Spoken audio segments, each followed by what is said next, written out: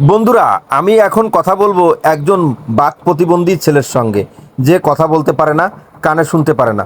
তো দেখতে থাকুন কিভাবে কথা বলি। আমি এখানে বলতে চাচ্ছি যে আমি গ্যাসের রুগী, আমি এই ভাজা পোড়া খাবো না, আমার প্রতিনিয়ত একটা করে গ্যাসের ট্যাবলেট খাওয়া লাগে। তো সেটাই তাকে বোঝাতে চাচ্ছি, আর সে বলছে না তুমি খাও। स्मार्ट दुकानों प्रमोट दिया है रास्ते। সে অনেক রিকোয়েস্ট করছে আমাকে খাওয়ার জন্য, কিন্তু আমি হাত জোড় করে বলছি আমি খাবো না, আমার খুব অ্যাসিড হয়, হ্যাঁ, আর পেছন থেকে বায়ু সরে, হ্যাঁ, আর মানে খুব গন্ধ, এটাই আমি বলতে চাচ্ছি।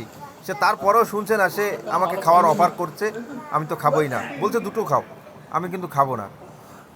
আবার আমার পেটে হাত দিয়ে দেখছে। আমি তাকে বোঝাতে চাচ্ছি যে আমার বউ আমাকে খুব পেটাবে, আমি যদি এখান থেকে এই ভাজা পোড়া খেয়ে গ্যাস বাঁধিয়ে যাই। সে আমার জন্য খুব কষ্ট করে রান্না করেছে, এখন যদি আমি এখান থেকে গ্যাস বাঁধিয়ে যাই তাহলে তো বাড়ি গিয়ে ভাত খেতে পারবো না, তখন আমার বউ খুব পেটাবে।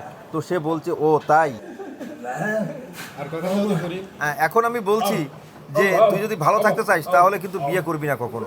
তো বলছে হ্যাঁ আমি কখনো বিয়ে করবো না। হ্যাঁ, আমি এখন বলতে চাচ্ছি যে বিয়ে যারা না করে তারা বিন্দাস ঘুরে বেড়াতে পারে।